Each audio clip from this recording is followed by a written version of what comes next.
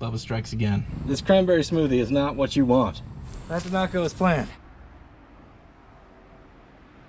All right, this is on the list. Feeling a little more confident now. Let's watch it break. I think we shouldn't call it a win yet. We're not there. I don't think we're gonna make it. So we found a lot of suspect work under the hood. Yep. Anybody see a screwdriver? Am I letting the rednecks confuse me? Maybe I wiggled it around good enough to start that time. This aggression will not stand. That's what we do instead of spending our money on extended tropical vacations, gang. God, if Chris Isaac had showed up, I wouldn't have this sad Tom Hanks Wilson volleyball 2x4 situation. Who wants to see if we can explode a hydraulic motor? Crap. Trying not to get everything in my eyeballs. All right, Chevrolet, you got me this time. That'll get you pulled over faster than you can say, "What's the problem, officer?" Welding with no sleeves on. It's like having a toothpick in your wedding photos. Just thought I'd show you the moment of discovery. Ladies and gentlemen, welcome back. Behind me, as you may recognize, is the 1974 Chevrolet C10 that we got running and driving after it sat for over 10 years. But here comes the hard part. We need to see if we can turn this truck into a reliable daily driver. I've only got 1 week to do it, and that's not a full week. That's like a go to work, come home and work on it in your spare time week. And I need to be all in under $3 grand. I'm not sure if it's possible, but we are sure going to try. I would like to get it back to the other shop because we have a lot of hours of work and I want to hang out with the dog. We're going to take it on the same route that we took the revived lawnmower, the George Jones inaugural rally route. We've got a couple of steep hills on this route, so I need to bang in all the gas that I've got.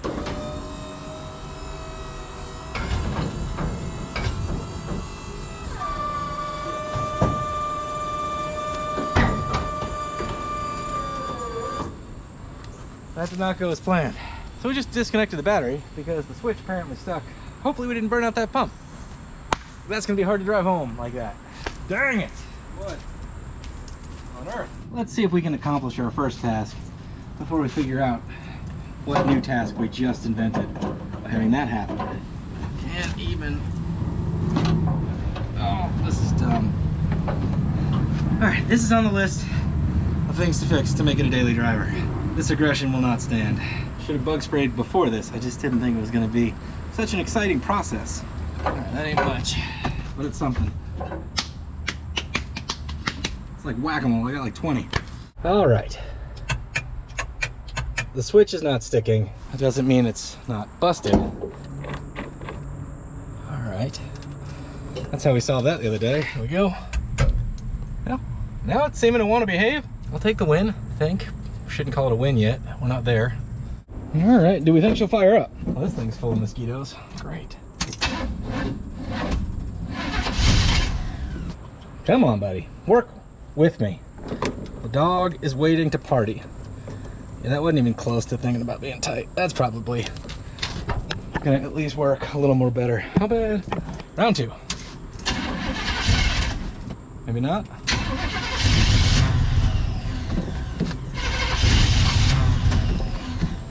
Gas making happener. Whoa, that just popped off. That's dangerous. Dangerous as hell. There we go. It's running terrible. Perfect. Great. Carburetor's on the list in case you guys were curious. I think the timing's a little too advanced. We already knew that, but let's go ahead and just give it way too much idle. Come on with it.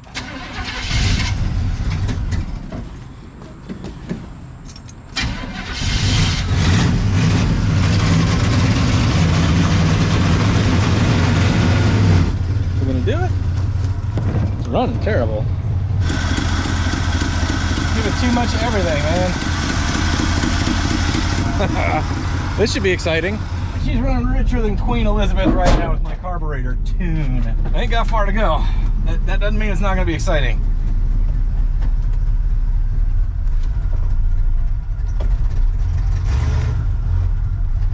It's weird. The throttle response doesn't exist. It's like there's no accelerator pump, which there's probably no accelerator pump. All right. In case anybody's wondering, like 30 mosquitoes have jumped in to come along on this ride. It's either got all or nothing. Nobody lives forever.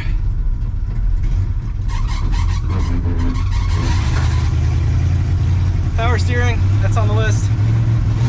Oh boy. I don't think we're gonna make it. Doesn't mean we're not gonna try though. Man, she is smoky.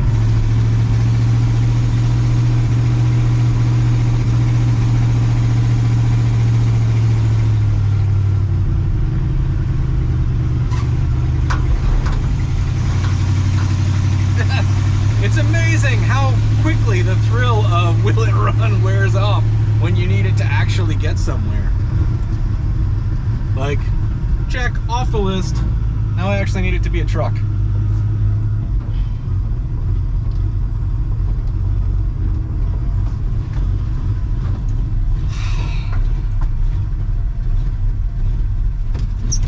It's running so bad now. No need to be getting jealous. You are number one. Family. Ohana. She made it back though. That's pretty remarkable. We need a checklist. Carburetor, power steering pump, timing, plug wires. All right, there's a whole mess of stuff we got to do on this thing, but first things first.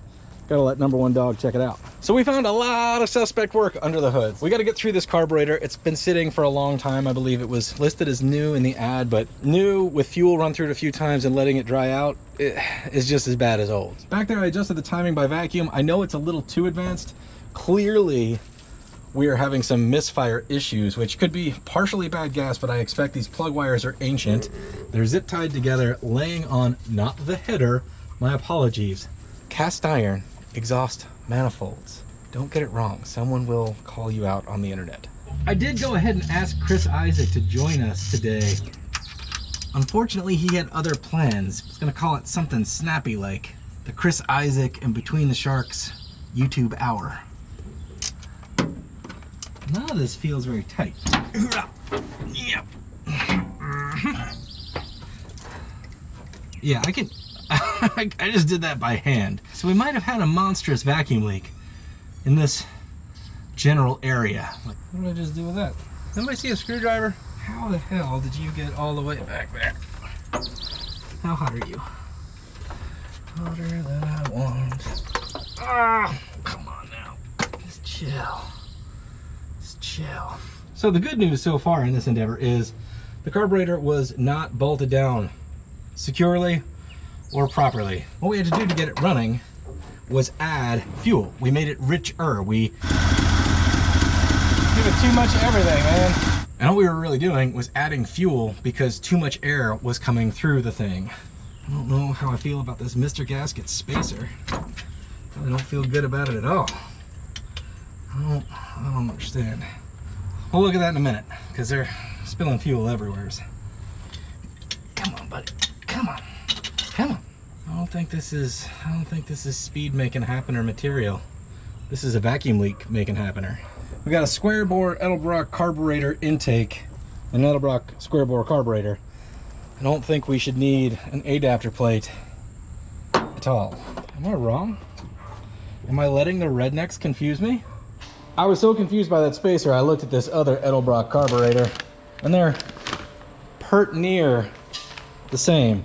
The major difference is this one is a millennial, you can tell by the Torx head, and this one is a boomer, you can tell by the flathead. I'm gonna tear into this thing. I'll bring you in if there's anything interesting inside. All right, just like that, we got something to see. So we got a good bit of corrosion on the bottom of the float, so we need to see if those guys are any good. Down on the secondary butterflies, we've got some mud caked in there and a leaf. I wonder if it's an old mud dauber or dirt dauber homestead. And then on top of that, it's not looking good in there, gang. It's just, that's not the right color, and there's a lot of silt.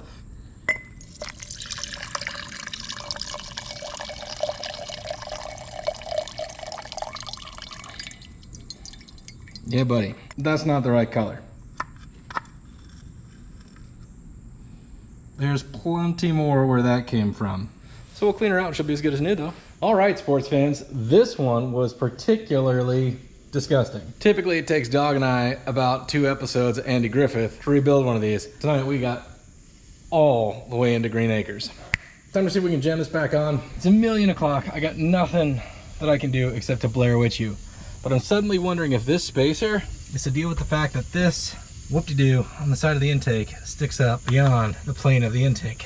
Which means we're gonna be addressing this tomorrow. Just thought I'd show you the moment of discovery. Honestly, I don't know what the hell this thing is, but it's in the way. This poodle snapper right here, which I guess is a cover to what I think is an old divorced choke situation, creates heat, releases a choke kind of deal. So we're gonna pull this plate off and see if we can either flip it around or, so maybe we weren't all about horsepower with this Mr. Gasket adapter. Maybe it was a spacer to try to like deal with that problem. Unfortunately, I think we do need to have it blocked off. Wonder if we can flip it upside down. Maybe that's how it always needed to be. Which, don't get me wrong, there's a dead blow hanging around out here because I tried to persuade it before I realized the situation. I am postulating this is gonna run somewhere between 3 and 7% better now that we got all the crap out of it. Including, see, look, now that seats and everything. That wasn't too hard, fellas. Do you need a hose clamp? Maybe. We're just about to where we were when we purchased this fine vehicle, with the notable exceptions. The carburetor's no longer full of sludge, and we actually bolted it down this time. Running brand new Edelbrock. Go on. You can do it. There you go. All right. There you go, pal. We still have bad gas in here. Plenty of it. With some silty stuff. The difference is we're running this Wix paper filter. This is what we took out. These are super dangerous because they're in theory a replaceable filter, and they're glass, and the seals stink. So they break a lot, dump fuel all over your engine, set your rig on fire, and burn it to the ground. The other thing that's terrible about them is if they manage to not burn your stuff to the ground, well, there's just a screen in there. That's not really a filter, that's a screen. So the stuff that was in the carburetor went straight through this thing, like straight through it, and became mud back in the carburetor. One tiny little speck at a time. This, we gotta keep an eye on, but we'll catch most of it. It's also worth noting that I have changed nothing except cleaning out the carburetor and actually bolting it down properly. Now the idle mixture screws are set 1.5 turns out each, which is pretty standard for your starting tuning point on an Edelbrock. I've not touched the wires, I've not touched the timing, I haven't touched anything, which is what I like to do because this is the best way for me to tell what results I get or don't get by doing any procedure when I take something apart.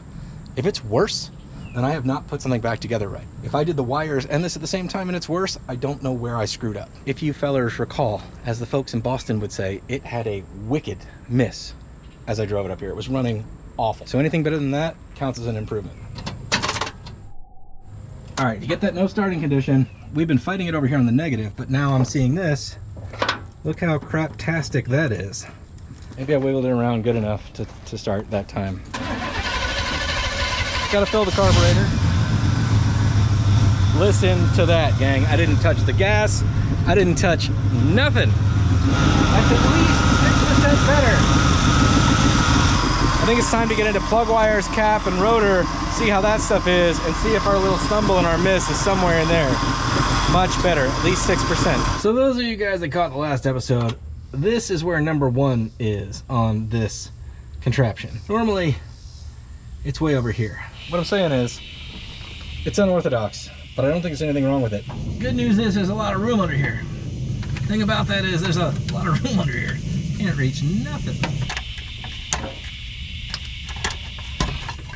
Come here, little buddy. Well, hot dog. All right, that looks pretty darn new. This cap is looking pretty new. Like, really, really new. Just happened to have, for demonstrative purposes, a really bad rotor standing by. And that is what a bad cap looks like. So you can see all this where it was arcing and having a big spaz. This is all burned out. That's in pretty darn good shape. All right, plug wires are off. I inspected them, they are bad. And that is great news because we have a problem that could be caused by bad plug wires. So what we wanna see bad plug wires, because it's a pretty easy solution. The biggest offenders are right there. You can see where it's either arced its way clean or rubbed its way clean or whatever. In addition, we have marks like this, which may be hard to see, but if it's rubbing or has like a glossy spot in one place, it might be arcing. And it could be arcing from one wire to another, misfiring 2 cylinders at once, or it could be arcing maybe to a part of the engine, like the header.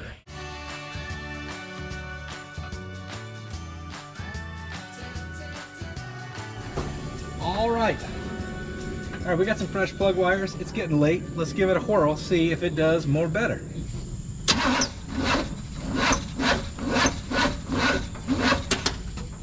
All right, I guess it's time for me to fix this.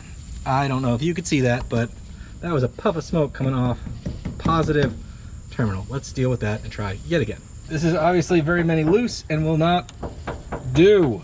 This aggression will not stand. This crusty, tired, oxidized junk and this rusty thing are what we're making contact. All right, that's more better now. Check the ground. Yeah, we're good.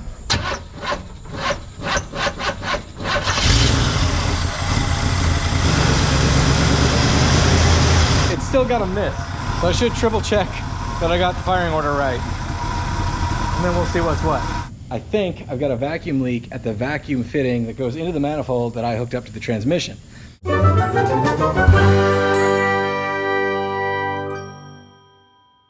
I had no thread sealant on that, so that is solved and it is cranked down. All right, she's still got the slightest miss at idle. All things considered though, she's running pretty darn well considering this thing has not been registered since 2014. At this point, we're basically an oil change, a carb rebuild, and some plug wires into this joint. Got the timing light hooked up so I can see not only the RPM, but I think if I poke my head down in there, I can lean over this without putting myself in mortal danger to see if we can actually time it. Having a little bit of a hard start issue, which could be bad battery cables and bad connections because this is bubbled up, but it could be too advanced timing because I tuned it by vacuum, just kind of in a hurry with vacuum leaks and a bunch of stuff being wrong.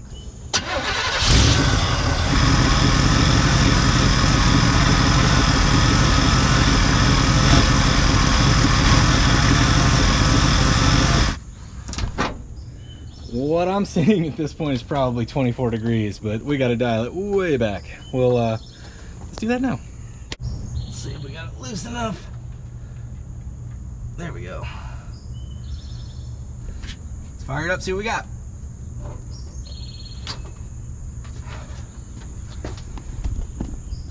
Number 1 pal's hanging out, ready for free rides.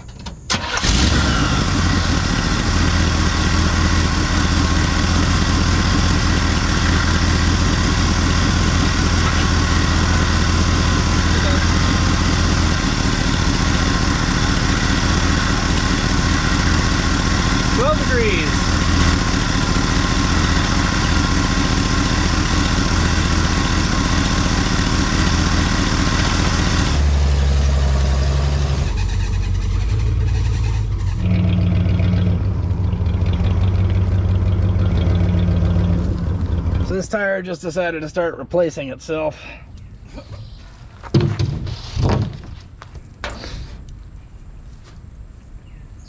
Four feet behind me is a garage with a lift. And somehow I'm dragging plywood around to jack this car up to do the rear brakes. And I suppose one of the things about this dump bed though is if I lift it up, I'll be able to access the rear brakes. So let's try this, but I'm gonna open the hood and get ready to disconnect the battery because I remember what happened last time. Fooled me once.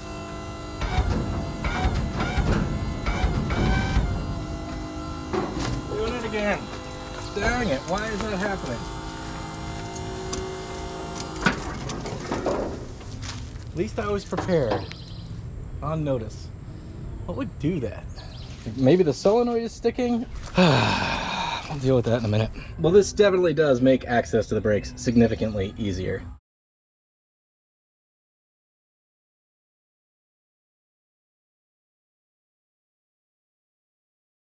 Alright, so you guys probably wouldn't believe me if I told you. So I'm going to show you. That drum came right off, no fight. It's not rusty in here, so I can't tell. That's got a date on it, it looks like. 04. It's some kind of Indiana Jones or Laura Croft marking. It's really hard to see. It's got to be at the right angle, but it's definitely hand done, and it looks etched. And it looks like it says 04. Sorry for the fan noise. This thing is awesome. I charged it once. I forgot to leave it out in the sun today, but it's got a solar panel in the back, and it's the only thing that's keeping me from being eaten completely alive by mosquitoes. I was excited here because it looks like a new wheel cylinder, and there's definitely a new brake line, but I'm starting to wonder if that was done in 2004. Yeah, we need to check in here because you can't have old wheel cylinders. You can't count on them, man. All right, got the dust boot back, and there is liquid there. Not surprised. I just hate this process because that means we'll be bleeding the brakes by our lonesomes. It's always a hassle, but can't have no brakes, you know what I'm saying?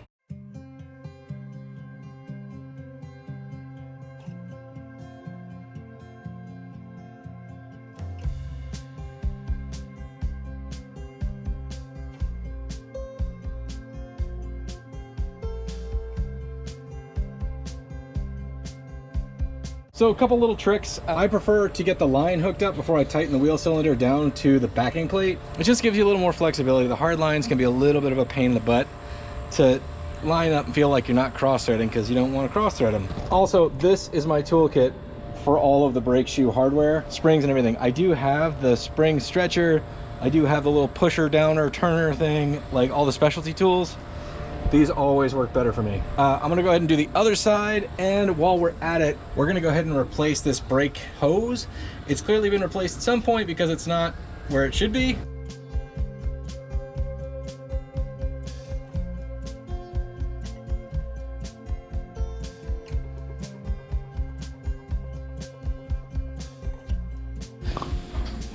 Here I am with a garage like a full-grown adult, and yet I'm working out in the yard. All right, it is a lovely morning. Got my fan guy charging in the sun, got number one dog hanging out, and we got really lucky on the rear brakes last night. The brake lines usually don't like to come loose from the hoses or wheel cylinders or whatever. When you start breaking brake lines, then you start replacing brake lines. Hopefully we can carry that good juju into today, because today we need to get down inside the frame right there to where the brake line connects to that brake hose. We're gonna go ahead and do it because, well, we know better than not to.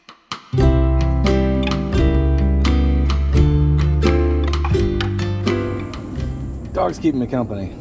That's the only thing getting me through right now. But so far, starting out as bad as I was afraid it might. I can't get the line loose from inside the frames. So I might have to go nuclear, cut this off, and then we can get a socket on this, and we can hopefully hold the other side tight. Don't like doing it because once you commit, you've committed, but we've kind of committed, haven't we, already? We're gonna do a little snip. Yeah. All right. So now I can get a deep well on there, and hopefully we have a better chance of getting this off without rounding off the brake line. It's no guarantees at all, but if we can get a decent socket on one side and a line wrench on the other, we can kind of work them back and forth. We're pretty much at a point where we just got to get dangerous. We're either gonna break it free or we're gonna strip it. Traditional methods are not working.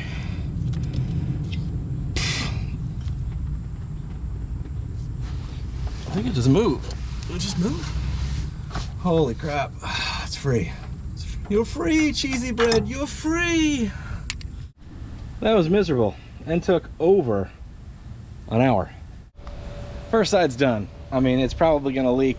I always do my brake lines like kind of tight, and then we go back and full gorilla them once we find some leaks.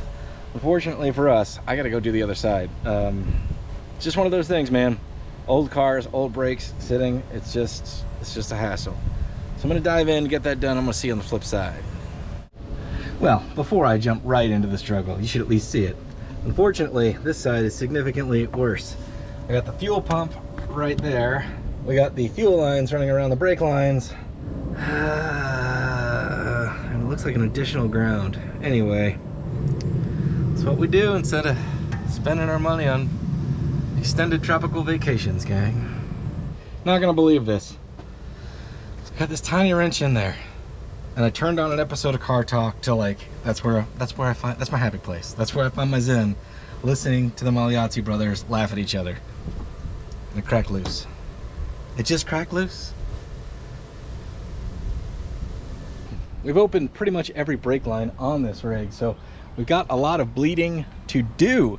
Around here at We Ain't Got Nobody Garage, I went and ordered some Lonely Man bleeders. I've never tried these, but in theory, you can crack these open and they've got their own little one-way valve that will let air and stuff out, and when you let off the pedal, it'll snap closed. Sounds too good to be true. But I ordered them in every size because I have no idea what we have in the front or the back. This is the back. Well, apparently despite ordering every size I thought they had, we still struck out here on the back. I guess we get to do it like we normally do. We're gonna need a stick that fits between the seat and the brake pedal. Let's go ahead and snatch this thing off, see how we're doing in here right now. Pretty darn well. Pretty darn well. Okay.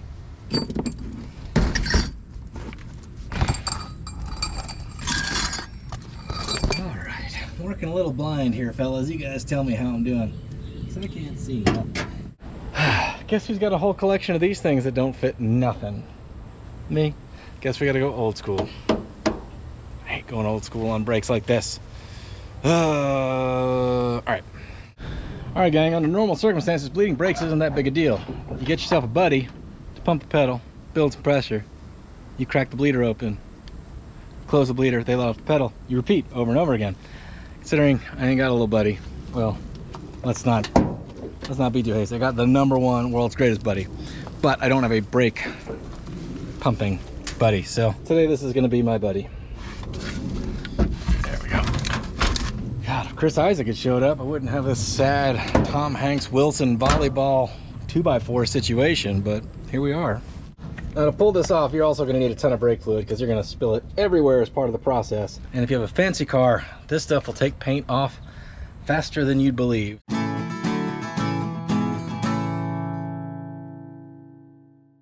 Well, the struggle continues. I mean, this is just one of those things. If you've ever bled brakes or bled brakes by yourself or modified a brake system, you're going to run into these days where things just don't want to cooperate. We are rapidly running out of daylight, team, so back here by the hydraulic motor and pump, the solenoid seems to be sticking. That is my best guess of what's happening, because lately is the switch sends power to a solenoid. The solenoid turns the motor on via a more direct, powerful connection. This one runs back to the starter, and then there's a valve in here which controls the up or down, which means if it's being stuck on, it's here. It's not getting stuck up, it's getting stuck on. I have this battery isolator. The idea is it can do 80 amps of continuous pass-through when you give it 12 volts to the terminal. So I feel like that should work just fine for this situation, and give us a clue as to whether that's what our problem is. I'm pretty sure it's what our problem is. I hope it's what our problem is. I did get into this thing trying to clean up the wiring, so I may have boogered it up. Would not be the first thing I tried to fix and in turn broke. Guess I can dangle in the breeze for a minute. Who wants to see if we can explode a hydraulic motor before the sun goes down? I do. Here's the other evidence that it's the solenoid that just occurred to me. Even if I turned the key off when that thing was running away, it still went. People freak out. Solenoids aren't switches. Fine, they're switches though. Basically, you give it 12 volts, little 12 volts, not many amps, and that closes a connection to allow it to get full juice from the battery, or in this case, the battery via the starter. So when I turned the key off, that should have turned off our 12 volt source, but it kept running, which meant the solenoid switch did not open again once it lost its 12 volts. So feeling a little more confident now. Let's watch it break. All right, battery's hooked up, battery disconnectors standing by. Yeah, buddy. Yeah, buddy.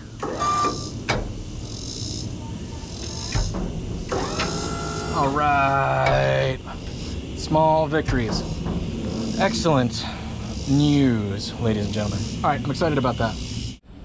Boy, we ran out of daylight fast, but the daylight is very warm already today. So it's inspecting my handiwork from last night. I mean, it'll work if you let it. We are back at the ranch, snagging the lenses and the lights out of our parts bed, because this parts bed is likely to move on down the road sooner than later. At least I'm gonna list it for sale, and hopefully it'll move down the road.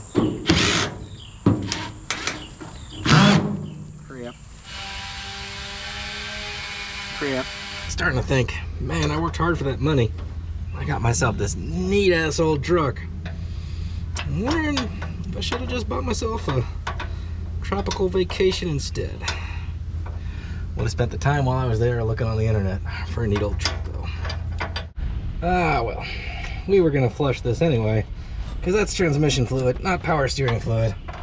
That's not how I wanted to do it.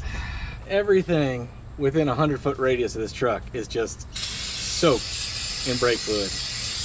Hood, valve covers, frame, steering box. For this process, I got a jug. Let's see if I can drop the power steering line into this jug. It's the goal here is a little swap-a-roo on the transmission fluid that was in there to trade it out for good old-fashioned power steering fluid, which hopefully will do more pumpitude and also lubricate better so this pump actually works and we don't kill the steering box. We do have a bit of a jerky squeal kind of situation when we turn right now, and I'm hoping that's all it's going to take, because believe it or not, this power steering pump is not leaking yet. All right, so we got the reservoir blocked off. Our apparatus down there is nothing more than a hose and a jug. Let's see if I can get this thing to turn over, which means we got to re-hook up our battery connection. Where's my battery connector? There it is. Okay, great. So the less dramatic way to do this would be to jack the front up and then turn the tires from side to side. The steering box will actually function as a pump under those circumstances. But I left my jack at the other house and I'm exhausted, so considering everything's already a mess, we're just gonna fire it up, let it run for a second, see if it'll purge what's in there. We'll add some, let it purge some of that, and then we'll add some more, and hopefully she's less screamy. Sounds like a sickly chicken right now. In case you're not aware, you can't just add Filippo Berio olive oil if you run out of some kind of fluid. Do we think it worked? Maybe. Do we think it stopped the squeak? I have no idea. But yeah, that's pretty gross. Pretty gross. But what's dripping out of there now is clear. This cranberry smoothie is not what you want in your power steering pump, guys. Not on one of these older cars, you know. Your newfangled machines, I don't know what to tell you. You can just about judge the state of any project I'm working on by the degree of mess. This is going poorly. So today, we're gonna start off with some instant gratification softball projects. We bought some new tires. We're gonna give these wheels a high-dollar paint job.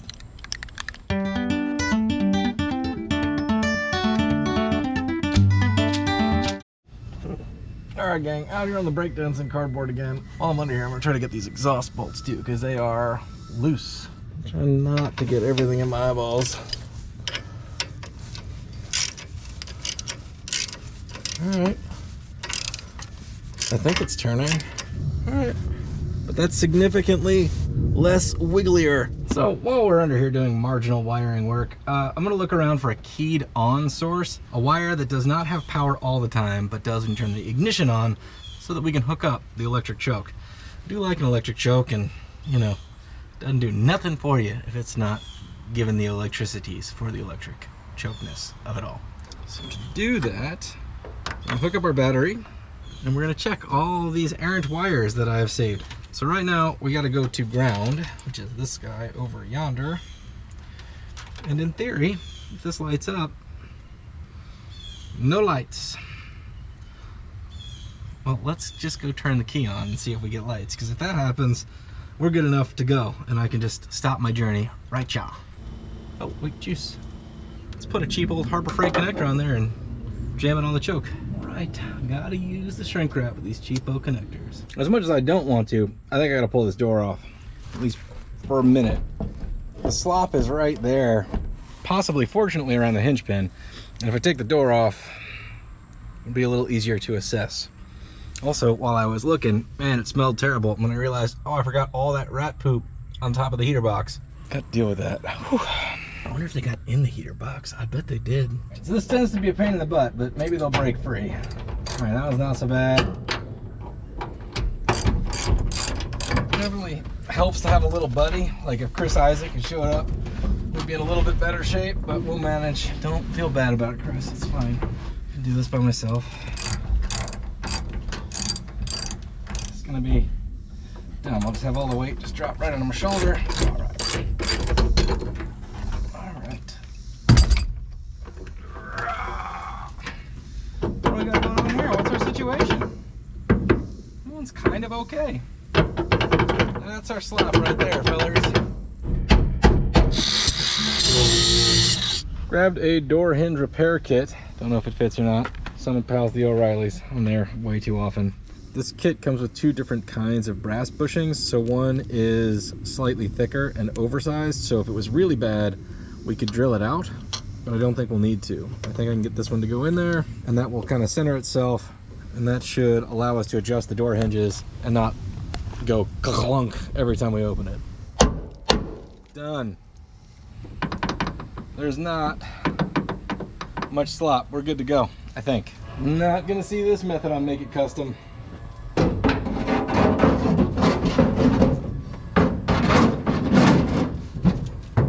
Look at that. Look at that, just popping right out. Look. That just, okay, we got another little bend right here.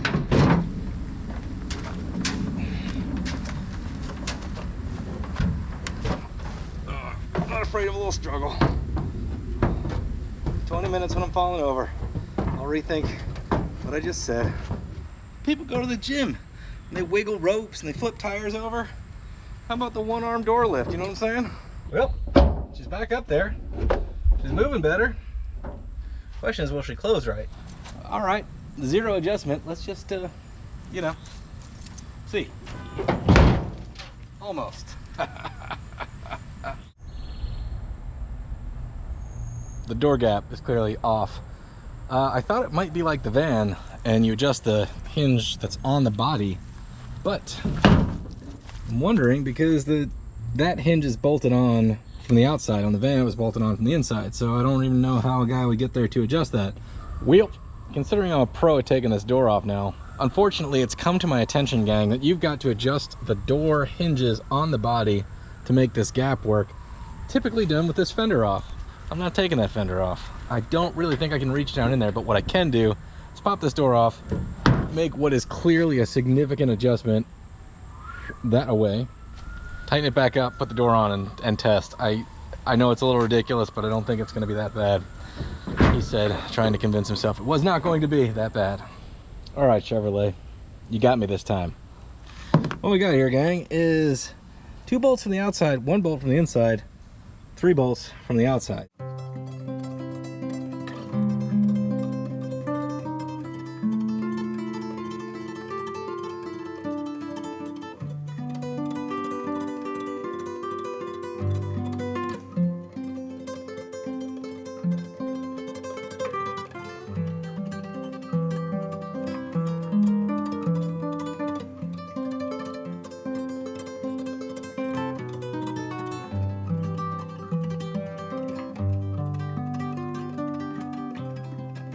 Well, I keep adjusting stuff and keep getting the same results. This bushing is already broken, so we're just striking out here. And I'm not seeing any results, like none. None at all. 0. Just call me Hodor, man. I've been at this like forever. I got it to close. It's awful tight up here right now. I think I'm too tired to do anything successfully right now, so done is good.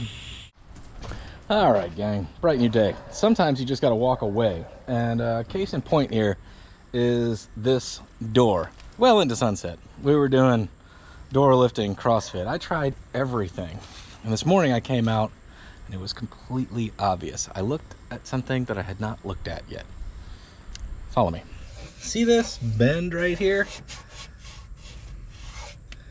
It looks nearly factory. It's pretty even all the way down, right? We bring our happy observant selves over to the other side. Look at that. It's totally flat. See the way that hinge sits? Look right there. It starts up here. It's over a 1/2 inch deep, I think, about right there. So what I'm saying is this door is foo bar. That is why it doesn't fit. It got jammed this way. It bent the entire door backwards and down. It just bent it so well where the hinges are that I thought it was factory.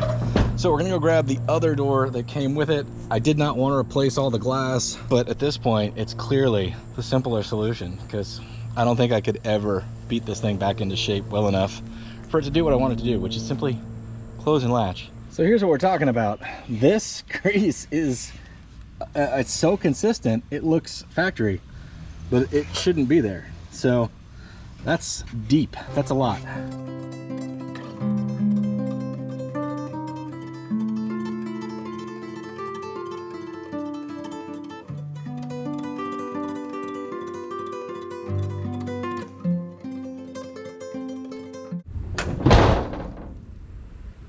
Only took forever. All right, we're still not done. We gotta move all the guts. Perfect. For a wreck truck, it's not that bad, but it's closing and it's latching relatively easily. That's what I'm after. It's not much of a door if it doesn't do that. So we've got to move the vent window system, the regular window, and obviously figure out why that's all that way, and the door panel. And then we should probably paint the door. And we should probably bang out this whoop-de-doo. It's all gonna be great. Great. Not gonna lie, gang, I love the two-tone blue. Wow, what a great color. I like this color with the white. So this up here, white in here, trim all the way around. Sharp. It ain't that kind of party is what I'm saying. Give her a quick shh, shh.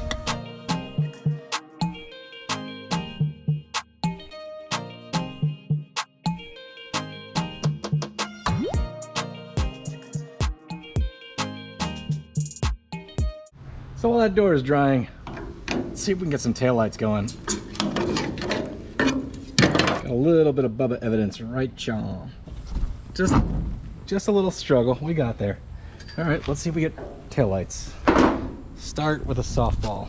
You guys holler at me. How'd we do? Nothing. Uh-oh. Would you even believe it? All right, let's see if we get brake lights. Where's Marion's little buddy? Got my little buddy jammed in there. How'd we do? No whammies, no whammies. Whoa. Gang, we got brake lights. Inconceivable. Dare we go to turn signals? I can always do the whew, whew, even stop. I'm sure they'll pull you over for that anyway, because they may not know, the policeman, that that's legal, but it's legal. We'll get into that. Brake lights they're the big one. That'll get you pulled over faster than you can say, "What's the problem, officer?" Oh wait, we got a flasher, hang on. Hey, we can turn right, gang. Can we turn right up front? Hell yeah, we can. You guys hear that? It's old school, man. Sounds like a galloping pony. Maybe like cantering. Sauntering. What's slow for a horse? Dang.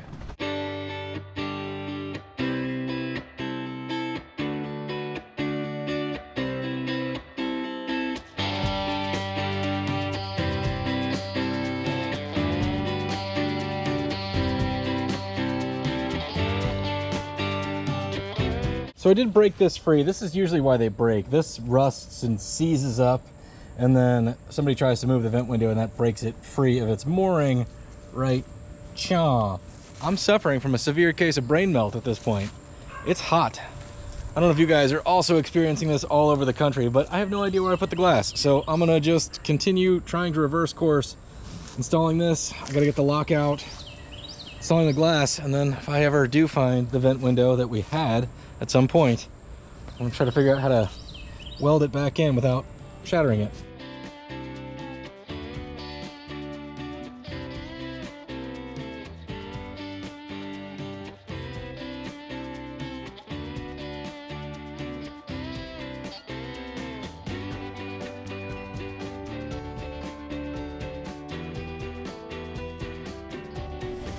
So we're kind of like right back where we started, but 8 hours of work later.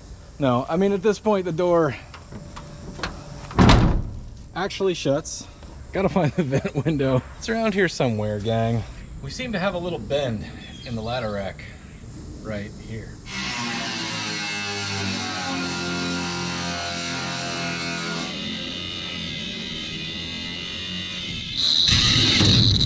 There we go. I was under a little tension. Guys, I'm breaking out the old cinder again. I just went to lift it this little distance. I forgot how light it is. It's insane. Welding with no sleeves on. It's like having a toothpick in your wedding photos.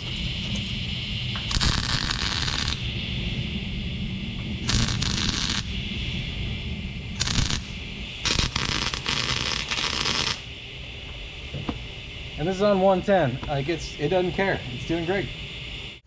Well, gang, we've made a lot of headway. I'm not going to call it progress yet because we haven't tested a lot of stuff, but we need to start doing that. And it is still foul in here, despite the fact that I pressure washed it.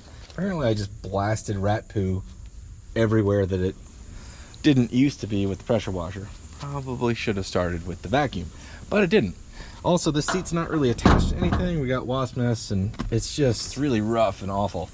It's just not good enough for dog. Come on, buddy. Come on. It's brittle, but it is on there.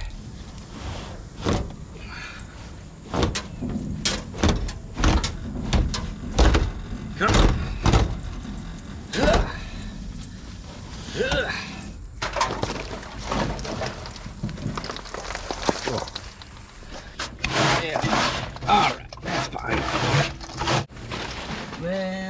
Got that all over my brake dancing cardboard. That was dumb. What in the redneck race team do we have going on here? So I'm vacuuming around and I realize seatbelt's been cut off, and then I put my eyeballs up here and, well, hot dog, instant shoulder belt. That's not how that works.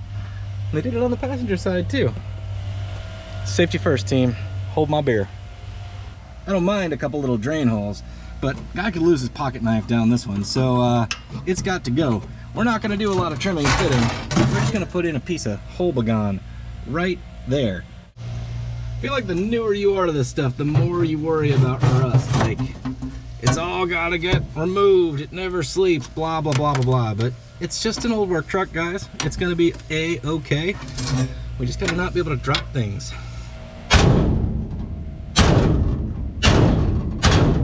Making a tow board, team. Perfect. How'd we do? Nailed it. There we go. See how it fits.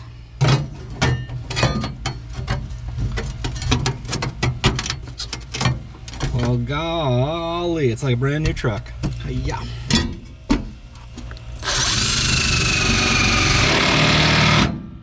I know, I'm just continuing the Bubba tradition on this truck, but guys, really, don't overthink it. That's fine. Time for the instant interior makeover. We're going straight to the Hot Rod Playbook. $30 Mexican blanket. It's now instantly good enough for the dog and too good for me. I'm afraid to sit in it. So the choke didn't seem like it was set up properly. A lot of people don't understand it, but it's really simple. So I'm gonna show you the thing. That little arm on the spring needs to catch this little arm right here, and that's what operates the choke. You can see it kind of jam on there, and then as you turn it, that's your choke adjustment. Let's see if it worked. Power steering. Yeah. Oh.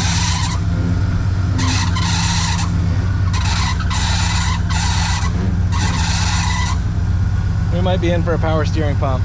Dang it. That thing is hollering. Fortunately, it's not that hard to get to. Unfortunately, we got to get to it. Damn it. Maybe I'm wrong. Maybe I just have a loose belt.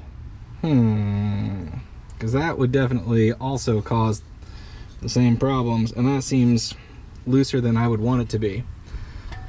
But adjustment wise, but again, we got some Bubba-fication going on, because what we have here is an alternator bracket to a power steering pump bracket. Bubba strikes again. Can't beat them, join them. Maybe I can make this contraption work. It's tight now.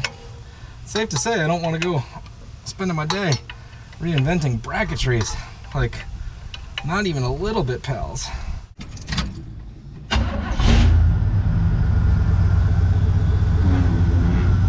Whoa! Whoa! We are stunned. Time to finally address the rat poop repository, formerly known as the glove box. Definitely don't think we're saving anything in here, but if there's, you know, missing crown jewels or something, I want to know about it. Oh my God. Unfortunately, I missed. Straight to the trash. What are you? Tire receipt from 2003. Mileage listed at 198,000. We can't see the mileage on this thing, and it doesn't go up to that many digits. Yeah, maybe the brake pedal. Maybe it could be. All right, maybe. Maybe. Hey, look what I found. Buried among the muck. Over on the driver's side with a similar situation. So I got in here with some vice grips and some PB blaster and rocked this back and forth. Forensically, scientifically, according to my calculations. What happens is rainwater just goes in here, seizes this whole thing up, and then somebody tries to move this and snaps it free. So I'm gonna try to get this back over this poodle snapper. We'll clean it with some brake clean and try to get some welds, and hopefully I've loosened it up enough to move it. All right, I already had to remove my fancy interior because I was no doubt gonna set it on fire. I'm gonna work real hard to not break this glass. Just about concentration, mental awareness. It may just happen.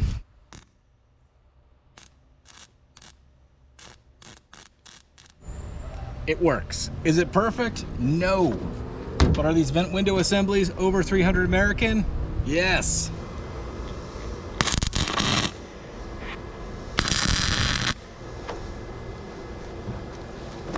Hey! Dang.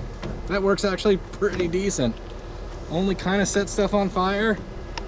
Are the seals shot? Yes. Is it gonna leak? Obviously. Will it whistle on the highway? Mm-hmm. Did it cost 300 bucks? Nope. I know the brakes aren't gonna be good, but are you curious to see if we have any? I am.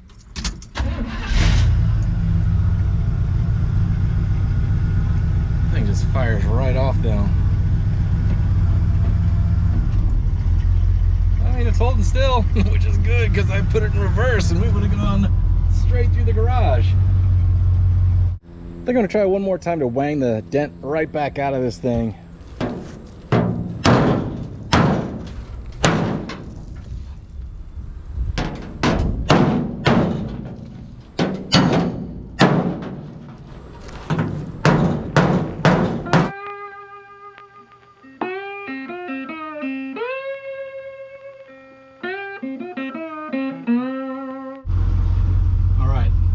Make it about a mile to see the tire man, which doesn't seem like much considering though that we blew a tire in the backyard turning it around. Makes me a little nervous. It's gonna be great. Plus, oh yeah, we don't really know how well it drives. It's running way better than last time. I don't think we're gonna make it.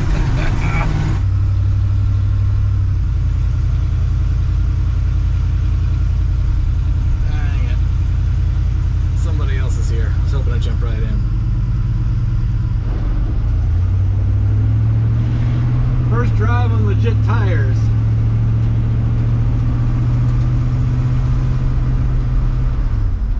Significantly mo better. We got some brakes, man. I mean, she's doing pretty good. So I took it for a quick lap around the block, and then I had to clean off my brand new tires. They still had the blue stripe on there. And I've let it sit and idle for 15 minutes maybe. And we're holding strong around 180. She got a little warmer and then dipped back down. We'll see what the situation is. We'll just watch it. Maybe the thermostat's a little sticky. I mean, obviously we didn't change it yet, so. But what I'm saying is, I'm thoroughly impressed. Obviously we should get dog's approval, because dog's number one. Just shut her down. She's still cooking. Let's see how she does starting hot.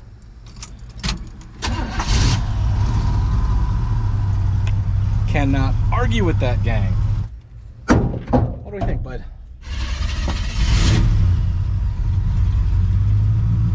Yeah? Big bench seat for dog? Yeah, but greatest dog in all the land. Oh, pal. I'll take that as it's pretty good.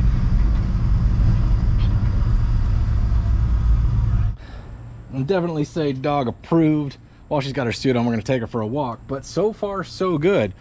She's starting up when she's hot. She's running just fine. I don't even have a bypass filter on there, so gasoline may be boiling. We got some old gas going on. All things considered, it's doing great. I just got to get some miles on it. All right, gang. Believe it or not, I'm entering hour 4, 5, trying to get this thing actually registered with the state. It's insured. They said I needed a VIN verification form, which is pretty standard. And in Georgia, you have to have a police officer fill that out. So I went to the police station. Even though I was at the police station, I had to wait 45 minutes for an officer to come outside. They filled out the form, went back to the DMV, and the DMV said it was wrong. And they said, well, is the truck here? And I said, well, no, because it's not legal to drive. And they said, oh, right. I said, well, you got to get the form redone. Here we are. This will be my 3rd trip to the DMV. There are police officers there. So we're going to see if we can get it filled out there. And that's probably, it's going to take us on something like a 30-mile round trip. So I guess that's a good inaugural run. Also means we'll be sitting in traffic at 5 o'clock and 90-degree heat. So I guess we'll see if it overheats.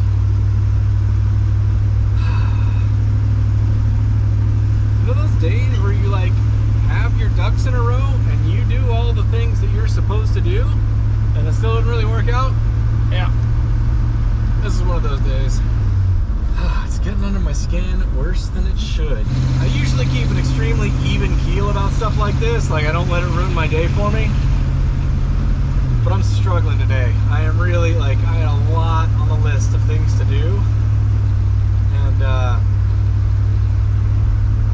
feeling that pressure of I'm not gonna get it done, and I'm not able to just let it go today, which I'm usually really good at. So here we go. Yep, that's about right. We were just putting some gas in there, had to do the contraption. It's dumb, but it works. All right. I mean, it starts up hot just fine, which is great. Lower the bed. Don't forget to drive off with the thingy in the air, you know. Resume adventure. On 3. 1, 2, 3. Adventure. So far, so good. The fuel gauge actually seems to be working. I don't know how much fuel is in there, but it moved when I added fuel. It could actually be full at this point. I put at least 10 gallons in, more. I don't know how much I put in there. Temperature-wise, we're wobbling between 190 and 170. When I'm cruising down the road, it actually does drop off. Feels like there's a 180 thermostat in there. It's holding at 190. It's 90 degrees out. We got, I mean, it's legit traffic. So, hot day, hot afternoon. It's creeping. We'll see. All I have with me is my top-down jump pack, which will also charge my phone if I'm waiting for a tow, because I brought that. Whatever's in that bag of tools. I was so irritated, I just took off. Still creeping, 195. Well, we made it, but it stalled on the turn into the parking lot, so.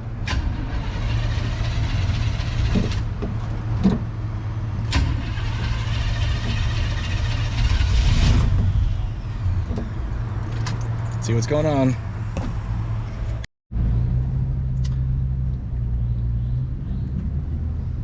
Yeah. So we are boiling our fuel. That's all right. I know how to solve that. We just got to get the right fuel filter, and then we'll worry about that from there. Now let's see if we can get it tagged and registered and get it home. Good news is we're legal. Bad news is we're experiencing the classic symptoms of vapor lock, which is really, it's a pretty easy fix. Problem is, I don't have that fix with me. We are, oh, I don't know. I'm gonna call it, it's rush hour. So we're gonna call it a 45-minute ride home in 90-degree weather. And that's exactly the type of situation that creates a lot of vapor lock, which creates not only start conditions, but stalling in traffic. Put in a new fuel filter while we're at it. It's a lot of silty business in there. Watch this. Not good. Standard test drive issues. We needed to improvise a coolant reservoir because we puked a little coolant when we stopped. And then we've got a new fuel filter in. We apparently melted the negative to the header cast iron exhaust manifold. And this was zip tied to the alternator bracket, which is attached to the head. So that could be part of the reason it was getting real hot. So let's hope we get lucky and can make it home. But yeah, that's the fuel that came out of the filter. All right, now that we're legal, breaking down will be less bad. Let's see if she'll start though.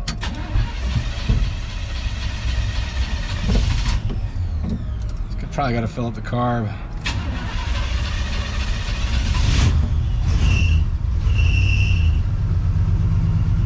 All right, let's give it hell.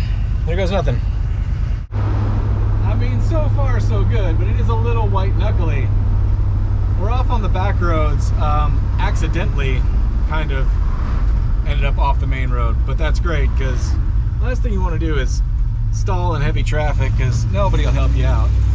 And on top of that, the worst thing is trying to make a right or a left across traffic and suddenly finding yourself no longer running. Too much symbolism going on here. I just stopped at the scrap metal yard, either to drop the truck off, and I should just try to make it home because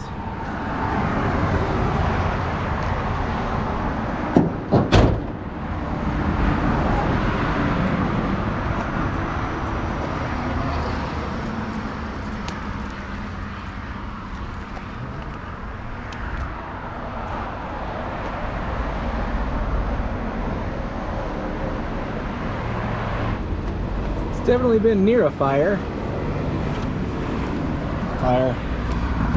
Fire. Look at these tires though. Oh, they're shot. They look crazy. Are 19.5. It is cool though. Really cool. While we were stopped, I took a look in here and the fuel line was like resting right on the header, which is also not good. Man, is it hot in there. All right, well, we're just gonna E-tape it up because we gotta get home. Yes. Oh, grainy gear. I didn't even pop the hood. I don't want to touch a guy's stuff, especially if I'm not real serious about buying it. 4K, a little rich for my blood.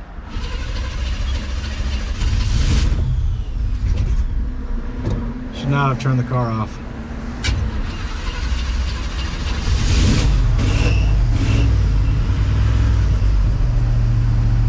Yeah, she's vapor locking bad, man. So rich coming out of there. That means that fuel is just boiling over. All right, we'll go through our tricks. We can prevent that on a classic car, we know how.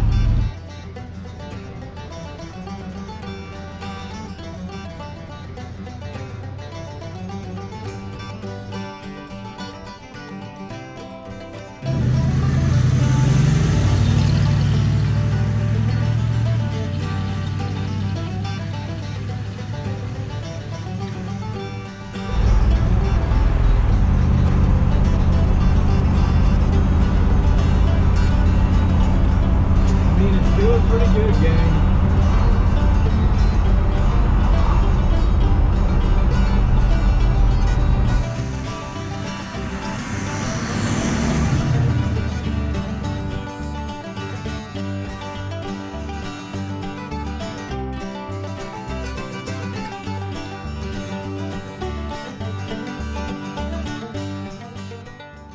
So let's break it down. The goal was to be in under $3,000 and in under a week.